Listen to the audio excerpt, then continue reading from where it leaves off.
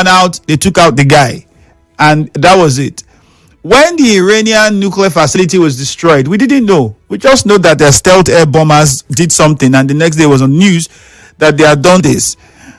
Is that a possible way that the US government might want to do what they have threatened that they could do? I don't know. I'm just putting out facts. Another thing that the Nigerian government did was a call for dialogue, where the government indicated a willingness to engage with the US. We don't know so far if that has been if that has yielded anything, because what we've seen is denial from both sides. At least the president of Nigeria, statements have come and said he's not having any meeting with President Donald Trump. There have been talks that the service chiefs would meet with President Trump, and so on and so forth, but nothing concrete in that direction.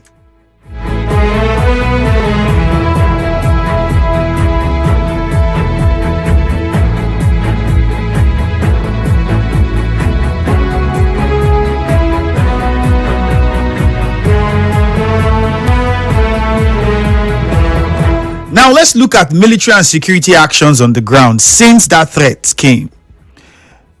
Now, we all know, first, there's been an immediate deployment and response strategy where the military has deployed additional troops and assets to flashpoint areas along the Plateau-Kaduna border where some of these attacks usually occur. According to them, it is aimed at tracking down the suspected assailants. All over social media, we've been seeing videos and pictures and posts of people rescued from kidnappers, rescued from bandits, rescued from this. The military killed so amount of terrorists, and so on and so forth. We've been seeing all of that flood social media. It's as though, but let me not say what I wanted to say. Let's continue analyzing this. We also saw active counter ambush operations, where security forces have reported engaging armed groups during their clearance operations, like I just told you. There are reports that increased community vigilance has also been happening, with local military and police commanders instructed to intensify intelligence gathering and improve collaboration. In fact, we even heard one of the service chiefs saying, don't wait for order. You know what your modus operandi is. If the place you are sent to, the people you are sent to protect are being threatened, you don't have to wait for order before you shoot. If your life is threatened and there's no way to defend yourself, you don't have to wait for order before you shoot. We began to see all of those instructions come out.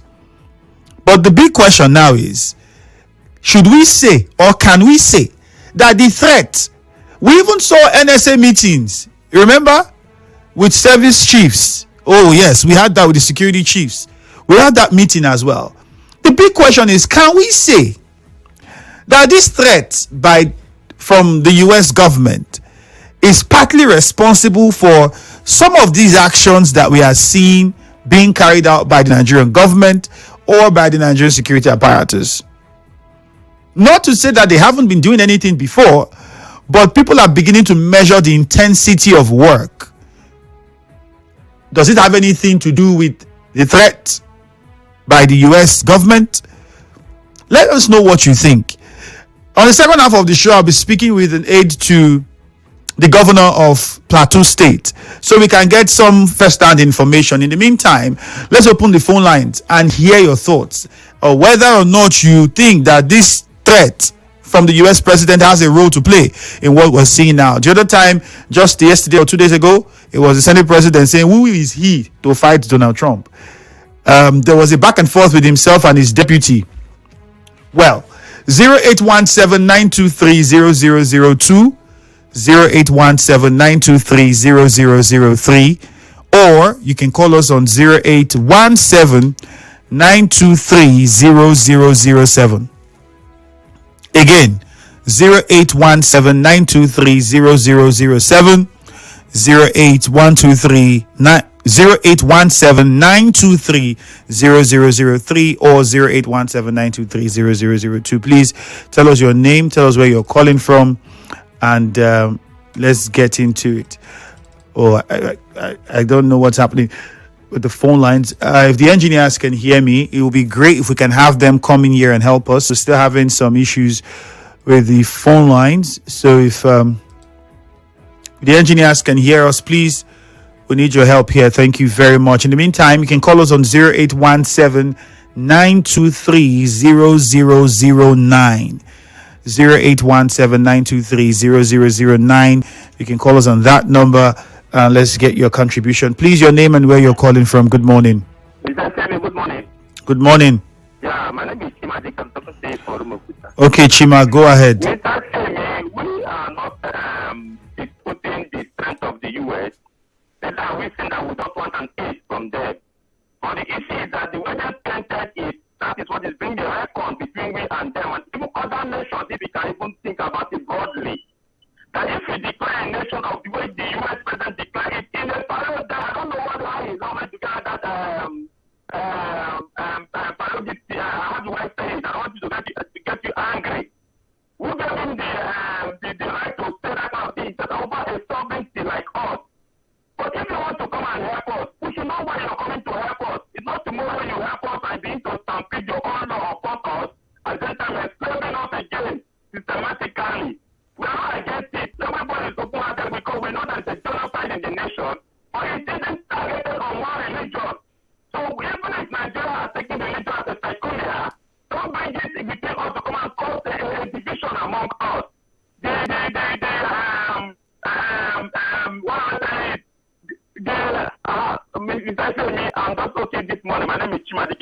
All right, Chima, thank you. Let me take our minds back on a report that came out. This is not the first time. We have worked with the U.S. military to tackle the terrorist problem. Obama was in office at the time, one time at the early stages.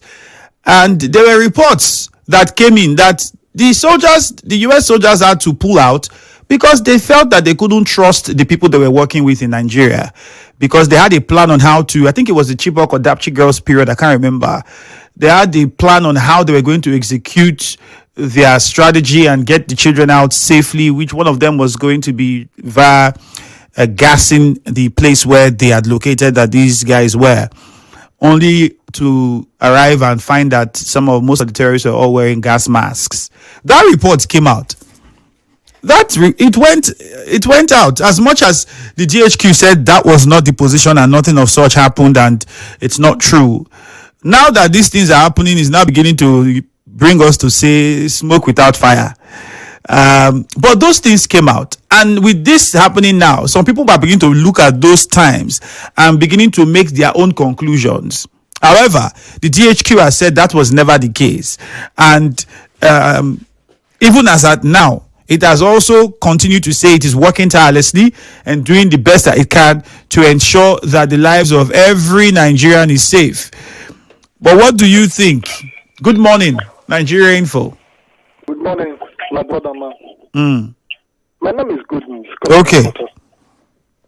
My brother, see, just like what President Jonathan said during the River State saga, that they are pretending to sleep.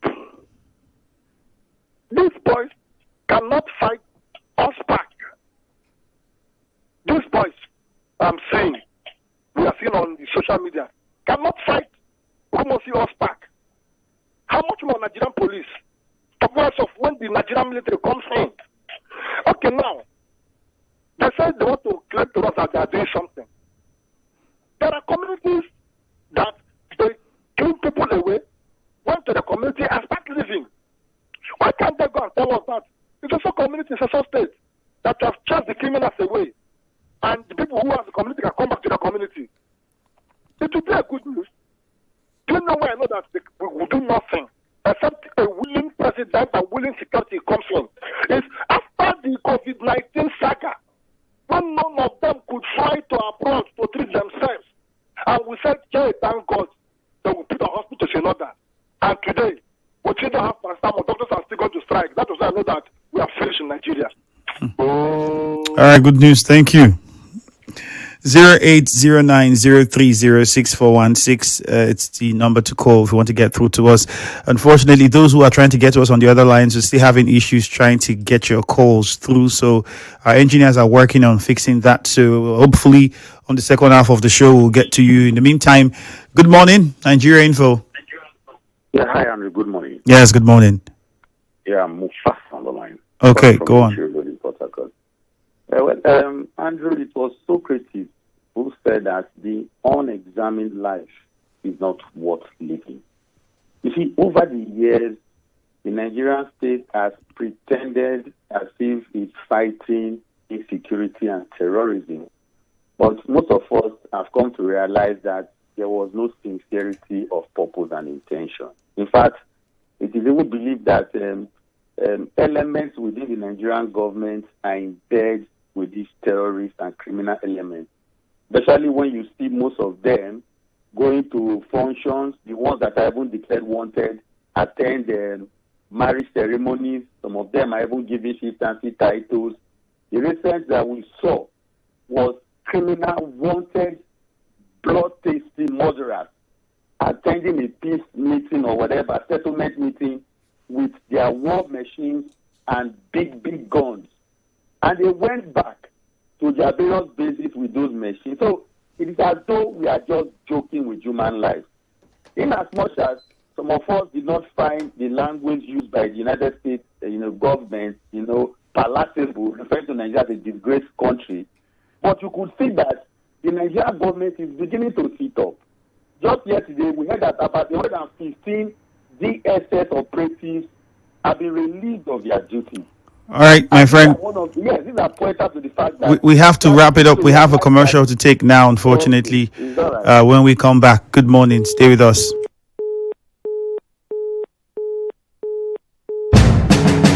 Salem University, Lokoja, has commenced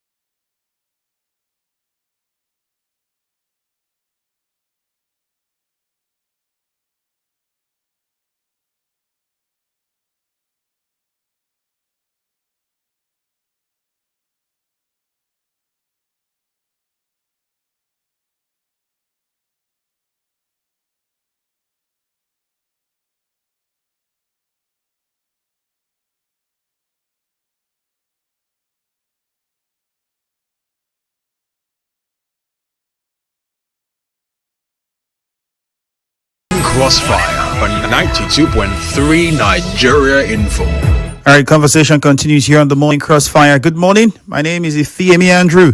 And with us on the show this morning is Dr. Timothy Golu, Special Advisor to the Plateau State Governor on Strategic Communication. Doc, good morning. Thank you for joining us today. Good morning, my brother, and thank you for having me this morning. All right, I understand that you have a very busy day, so I wouldn't take much of your time. Quickly, please, let's start with what we've been hearing with regards to the threat that was made by President Trump and the reports we've been getting from parts of Plateau State and other parts of the North Central. What is the security situation like at the moment in some of those communities in Plateau State where we've gotten reports of these attacks? Yes, the attacks are still ongoing. Government is doing its best, especially the state government is doing its best to improve on the security situation by putting in measures or by carrying out measures that have already been put on ground. But you see, this is beyond the state. This is a national issue that we believe that the federal government can handle it more than that of the state. And undecided security is on the exclusive legislative list. It is on the exclusive legislative list, and every state has been looking up to the federal government for intervention. And you talk about the recent statement by President Trump, seeking to help people. It is unfortunate that people have taken, to different dimensions, explaining it the way they feel, or everybody has, just escalating, the issues of the country in line with what has been happening. Our problem in this country, or one of the problems we have been facing in this country, is the ethnicization and the ethnicization of everything, tribalization of everything, and even religionization of everything. Just because Trump mentioned that Christians have been persecuted, some people took it personal and they begin to look at, if that is a report that Trump has and anybody feels the same, we believe that, there is no need for any noise. Just advance your cause to and talk to Trump. If Trump is not as important as he is, nobody will be concerned, be worried about what he is saying. But Trump is like a father figure in this world, governance-wise. So if Trump decides to help anybody, regardless of religion, the person would like to benefit from the help of Trump. But because Trump said, Christians have been, is it a lie that Christians have been, that they have been undergoing, killings, have been killed, genocides taking place all over. Which is a question I want to ask, Doc. That doesn't mean that people of other faiths are not being killed. Even people who don't believe in any faith are also being killed. But the fact of mentioning Christianity should not, make some people to go crazy, to go mad about it. Just raise your issues the way it is. Is it a lie that Christians are being killed? It's not a lie. Is it not true that Muslims are also being killed? It's not a lie. But for mentioning it, do you know those who have complained to Trump? If Christians have decided to seek for his assistance, what is wrong there? If Muslims decide to also seek for his help, this is what we are passing through. There is nothing wrong. Nobody has sought for his help and he said, no, I'm not going to help you because you are Muslims. I'm not going to help you because you are not Christians. No. The American organizations, various or many American organizations have been coming here to come and take statistics of what is happening. They have been coming, and Christian leaders have also been advocating, advancing whoever that will come to help them from anywhere. They are ready, for that kind of assistance. So for people to be talking, inclusive of former chiefs, and the rest of them, even the current chief of defense staff. The new chief of the defense, I'm so disappointed that he will come out to say, it is not about, no, he shouldn't be politically correct about it. It's not about politics. Raise it, admit it, and just add to the fact that no, it is not just Christians that are being killed. Muslims are also being killed. Who is killing Christians? Who is killing Muslims? What approach? What are the nature of the attacks or the killings?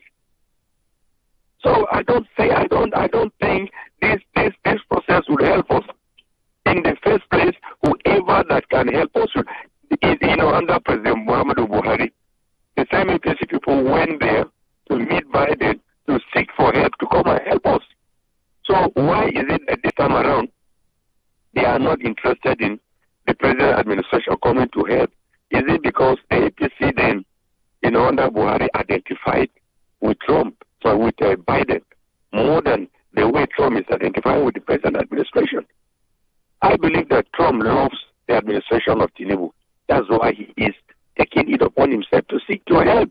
Anywhere you consider, anywhere there is trouble, Trump will always extend his own helping hand. What I expect is that, okay, you want to help us. How do you want to help us? These are the issues. Please, our fear is this.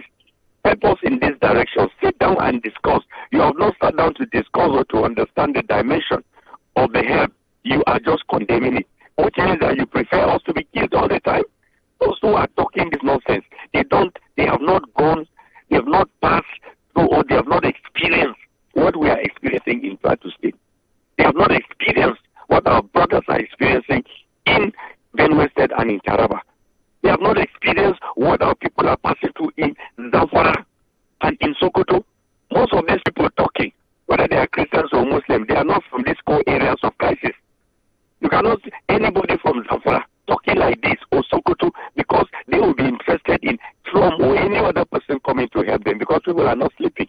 So why are they behaving like this? So can you give us a dimension to this problem? Because anything that will resolve this problem. It has become so bad. From being killed, but to stop Muslims and any other person live his life. There is no life that is more than the other. So the way you hear people talk as if they are condemning, as if he is going to save lives, means that they are also part of the issues. All right, Doc. Doc, I know that you're passionate about this. I can hear it. I can feel it from your voice. However, we don't have a lot of time. You gave me a few minutes with you, so I'm trying to maximize it. Talk to us about the nature of what is the dimension of this problem, because it seems as though is it difficult to solve. That's number one. Number two, there's the question around people saying state governments receive security votes. What are they doing with the money? Why are they not able to provide some level of security for their people? These questions have been going around. If you can address these two questions in the next 4-5 minutes before we let you go. Yeah, from both sides, even the local government level has a role to play. The state and the federal, everybody has a role to play. But as I told you earlier, the role of the state cannot be more than that of the federal government. And even the federal government, the way the federal government is handling it, you know that it also needs help. That is why international help is very important, because the federal government has been overwhelmed, by the insecurity situation in the country. And so it is, especially for us in the Plateau, the Benue and the Middle Belt, some people want to take over our land. Some people want to forcefully displace us.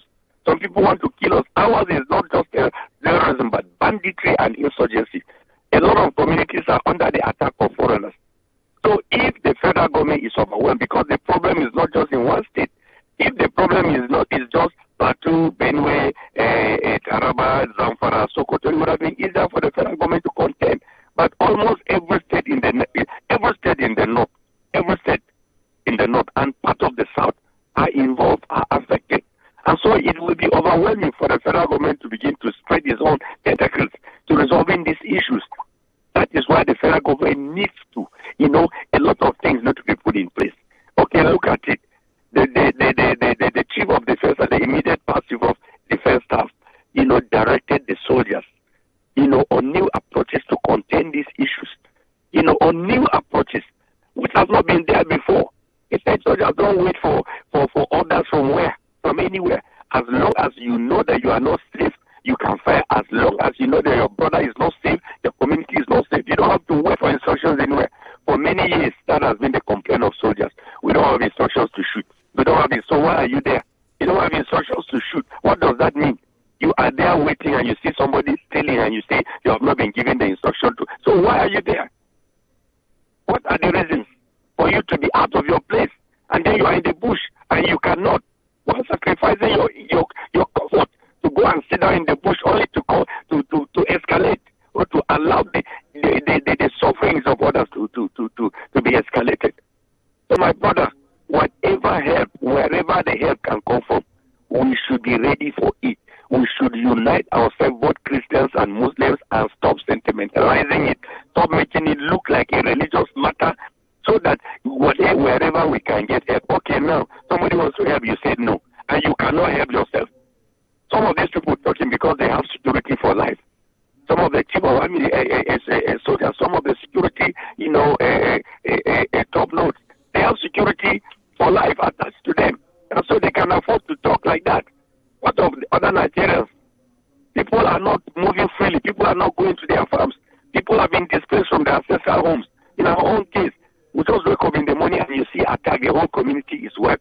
Look at what is happening on the plateau.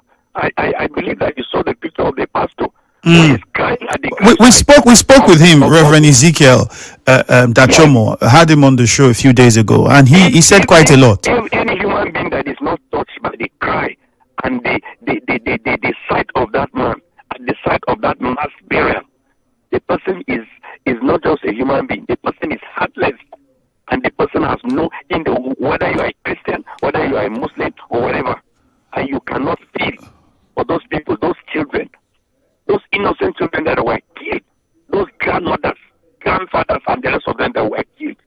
And then they were being buried there, and then somebody is telling us that there is no genocide. What's the meaning of genocide? Do they understand English? All right, Doc. I can tell how upset you are, and I also understand that you have to go. If you have, I don't know if you have enough time to answer one more question, just one more, please. Since the threat by the U.S. government, has there been any changes or improvement in the activities of security personnel within the plateau and other parts of the the North Central? As usual, our security men will always act when there is a push, when something happens. Then you see them coming and I don't know, taking, like if there is a robbery case around a place, before then, even if there are cautions, even if there are alerts, you hardly see them there. But when it happens, you see them cordoning everywhere, reading everywhere, taking everywhere. So it will be normal. I have not personally observed that, but it is normal when something, of such national concern or something that, any statement or whatever it is that pushes. Because this statement is an international statement that has raised a lot of dust. Definitely, it's not surprising to see security people mobilizing to improve on their own, activities so that they will be seen to be done and so. But, sometimes the security men is not that they are not doing their best. They are doing their best, but they are overwhelmed. They are overwhelmed. So it is, for government to sit down and discuss with American government. How are you going to help us? To even talk to these people, the federal government through the Minister of Information and his own agencies, they should be able to sit down and discuss, sorry, I'm doing this, so that they can be able, to identify errors. I will also have the Minister of Information coming out to say something else. Instead of sitting down to analyze it, he is talking as if Nigeria is divided. He is talking as if he is speaking for one group against the other. The Minister of Information, that should not be. The minister should not even rush to talk about it. I appreciate the conduct of the president. I appreciate his countenance. He took his time. He's talking to spiritual leaders, to religious leaders, so that he can really talk to them, and advise them on the best way they should go about talking to their own adherents. So government officials should help the president to do more of what he is doing, but not to come out and begin to talk anyhow, thinking that by doing so, they will be impressing Mr. President. No. By the time Mr. President gets to know about all the facts of the matter, he will be disappointed in them. If I were any government official at the federal level, I would not rush to do that. Take your time. We have the NOA. We have the Ministry of Information and agencies. Come out and talk to people. You see, these are the issues and the rest of them, and not allow everybody to be talking and ranting the way he or she feels. Look at the division that the statement is causing now. A statement of help coming from a developed nation, a nation that everybody knows can help. Trump intervened and then created more problem than he made it. No. Under this administration of the U.S., we believe that wherever he goes, Trump is not a businessman. His concern is peace. If there is no peace, a businessman cannot benefit. That's why he wants peace everywhere. Unlike previous American administrations, we have a lot of it, so you cannot use that to compare with this administration, because we have seen it and we have the history of all those other ones where they have gone through, where they've intervened. Some of them have regretted their interventions and the rest of them. If you are intervening for a good cause, why not? If you are intervening for political reasons, we don't like that. So that's what I expect of Nigerians who are talking. Please, if you want to come for everybody. Don't just come for Christians. All right, Doc. It may be Christians that have raised the matter, but come for everybody. That is what I expect. All right, Doc. Muslims that raise the issue, and then Christians will say no, because Muslims, we are no longer together. We should speak with one voice. All right. Doc, thank you very much for your time with us. So we'll continue to keep in touch. Thank you very much, my brother. I appreciate it. Yes, have a great day. Thank you very much, and you too. So that was Dr. Timothy Golu, who is the special advisor to the governor of Plateau State on strategic communication. You heard his own perspective on what the government thinks about it. 0817-923-0002 or 0817-923-0003. You can also call us up on 0817-923-0007. Good morning. The truth should be told. It's time we create state police. Darlington from Okrika. The Nigerian government has done little beyond debating the nation's sovereignty and arguing that Trump has no right to enter Nigeria with his Marines. Smart from Agri. This one says, and the denials by the presidency and some beneficiaries of this bad situation in the country don't hold water. This is because terrorists who committed and still commit these crimes did so and left unhurt, unarrested, and not stopped, even when they were seen moving in and out of these communities. Jude in Omuma. Good morning, Jude. Yes, good morning. All right, go on, Jude. The guy from Plateau State sounded very, very emotional. What we are querying, what we are saying is that... Jude, if you were in his place, wouldn't you be emotional? If you see your people dying that way? Okay, yes, that's what I'm saying. He should and he was. Now, what we are saying is that, or what we are arguing about is that the killing in Nigeria is not targeted at Christians. I'm a Christian. It's not targeted at Christians. That's the argument. If Trump is coming to Nigeria to offer assistance, how to fight insurgents, maybe he's giving Nigeria the technology, the equipment. Nobody will say, no, don't give us. What we are saying is not targeted at Christians. If it's Plateau, yes. The problem there is not even targeted at Christians because in Plateau, you have predominantly Christians. And if the killing is going on there, one has expected or is expected to have more of Christians being killed because they are predominantly Christians. All right, Jude. Go to Sokoto, all those areas. All right, Jude. Thank you. We don't have a lot of I think we don't have a lot of time. I think we got your contribution. We have to go to Emeka. However, I would encourage that you listen to the conversation with we had 2 days ago with the Reverend, because he put more light into it. It wasn't just about Plateau State. He also talked about parts of the North, which my guest now also mentioned. So if we listen to the whole conversation and get what they were trying to say, so we understand their positions better. Emeka from Elele Alimini. Good morning. Yes, good morning. Yes, good morning. The young man in your studio has said it all. Yeah, I'm even suspecting Nigerians and the people that is ruling us, whether they are complice in this terrorism and the genocide that is happening in Nigeria. A competent country, a world power, for there is killing in Nigeria. They say they want to render an assistance, and we are rejecting it. We are countering it. Those people that is countering Trump's threat, they are the major enemy of the country. They are the ones killing this thing. How can you be killing Christians every day? Go to Plateau. Somebody just told me that he saw 500 graves. I don't know whether it's true or lie. No, it's true. It's not a lie. Okay, but you give me 500 graves. Tango is coming out from a journalist. 500 graves, and you are telling me there is no genocide in the country. Trump should quickly come and kill those Boko Haram. All right, Emeka, thank you very much. However, if you listen to my guest, it says as much as, yes, Christians are being killed and Christians are being attacked, it's also true that Muslims also are being killed as well. Eze Kene, and I think that was also confirmed by my guest, who says, yes, Christian persecution and Christians are being killed and Christian settlements are being attacked, but there are Muslims who also are losing their lives. However, it shouldn't take away what the major focus, according to his comments, is. Eze Ken, quickly, please, few seconds left from Ubimini. Good morning. Good morning, Ifiemi Andrew. Yeah. Ifiemi, you see, if not for the inability of our federal government to curb the issue of insurgency in this our country. I believe not only in the northern part, Mr. Ifiemi Andrew, we face the same thing here in this part of the country.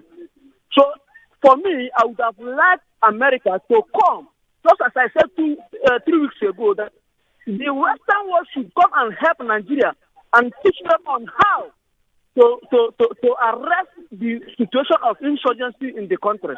So kudos to Mr. Trump for him to show concern that they are hearing what is happening in Nigeria. Thank you. All right, Ezekiel, thank you very much. And that's how we wrap things up on the Morning Crossfire today. Thank you for your participation. Again, I'd recommend that we go on Facebook and listen to my conversation again with my guest, the Special Advisor, Strategic Communications to the Plateau State Governor, and also go back and watch and listen to my conversation with the Reverend that caused all of this to trend, Reverend Ezekiel Dachomo, so you can get proper understanding of the situation. Good morning. Get Gold, Nigeria Limited, making everyday life healthy.